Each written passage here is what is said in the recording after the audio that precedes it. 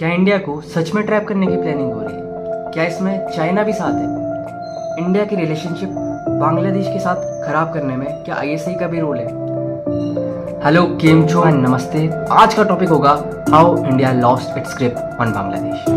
तो स्टार्ट करते हैं independence of Bangladesh 1971। So India की जो आर्मी थी उसने 1971 में बांग्लादेश की इंडिपेंडेंस के लिए काफ़ी सपोर्ट किया।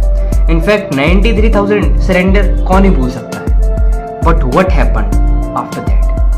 क्या हुआ है ऐसा कि इंडिया के साथ बांग्लादेश की रिलेशनशिप आज उस लेवल पे नहीं है जिस लेवल पे कभी होनी चाहिए थी। इस चीज़ की शुरुआत होती है 1971 इंडिपेंडेंस ऑफ बांग्लादेश से, जहाँ बांग्लादेश के प्राइम मिनिस्टर बनते हैं शेख मुजीबुर रहमान। उनके रिलेशनशिप इंडिया के प्राइम मिनिस्टर उस टाइम की इंदिरा गांधी के साथ बहुत अच्छे थे। बट इस गेम में ट्विस्ट आता है 1975 पे, assassination of Mujibur Rahman. Some people से इसमें आईएसआई का रोल है, but after assassination of Mujibur Rahman Bangladesh में आया मिलिट्री रूल। 1975 में बांग्लादेश के जो मिलिट्री रूल के हेड थे जनरल ज़ौर रहमान, इन्होंने अपनी टाइज पाकिस्तान के साथ बिल्डिंग करनी शुरू कर दी थी। अब मिलिट्री रूल है जो बांग्लादेश में ये 1975 से स्टार्ट हो गया था। तो मिलिट्री रूल के बाद बांग्लादेश में शुरू हुआ इशू ऑन वाटर शेयरिंग के ऊपर इंडिया और बांग्लादेश में टेंशन बढ़नी शुरू हुई 1975 से। और जनरल ज़ौर रहमान तो अपने आप को ऐसा दिखाते थे कि we are different from Hindu majority region India.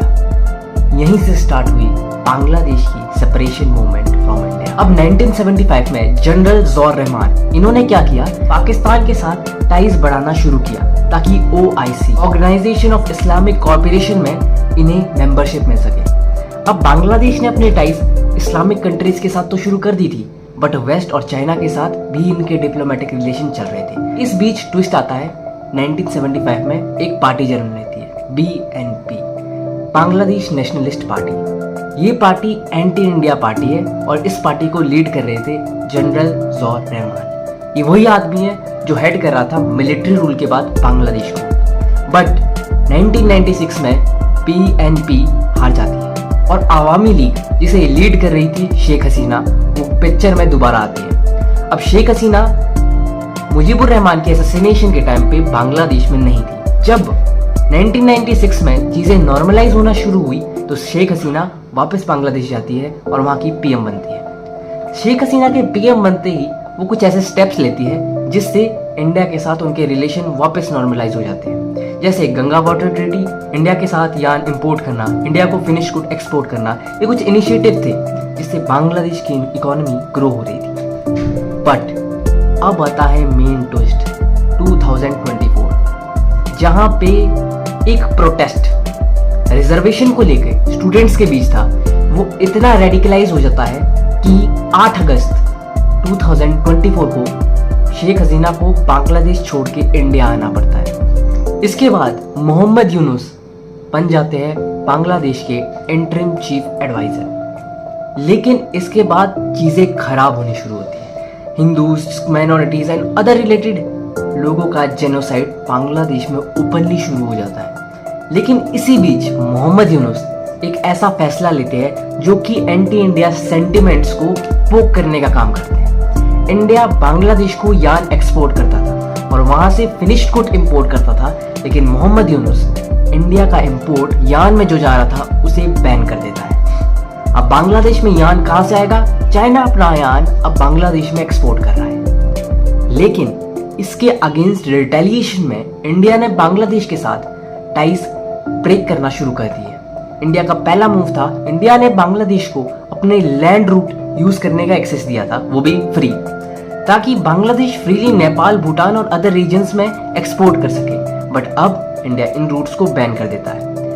इसके अलावा अभी रिसेंटली इंडिया क्या करता है, बांग्लादेश का जो एक्सपोर्ट है नॉर्थ ईस्ट को वो बैन कर देता है। इंडिया एक शर्त लगाता है कि अगर बांग्लादेश को अपने फिनिश्ड गुड इंडिया को एक्सपोर्ट करने हैं तो थ्रू मुंबई करें। अब मुंबई से क्या होगा, इस चीज का प्राइस बढ़ जाएगा और इंडिया में जो डोमेस्टिक प्रोडक्शन है उन्हें बूस्ट मिलेगा और इससे क्या होगा, इंडिया की डोमेस्टिक जो यार्न होगा वो सस्ता मिलेगा एज पर बांग्लादेश, क्योंकि बांग्लादेश का लॉजिस्टिक कॉस्ट बढ़ जाएगी। पर जो मेन कंसर्न का मुद्दा है वो है बांग्लादेश का विजिट चाइना में, जहाँ पे वो ये स्टेटमेंट देते हैं कि we are the only guardian of the sea and north east state are landlocked. इससे ये एक डिजायर और एक एस्पेक्ट वो शेयर करते हैं कि हम हैं guardian of sea, China investment करे। लेकिन बात यहाँ भी नहीं रुकती। मोहम्मद यूनुस चाइना को इन्वाइट करते हैं कि मुनिहार एयरपोर्ट बांग्लादेश में है, यूएसए ने जो बनाया था उसे चाइना यूज करे। Now it is a big national threat to India.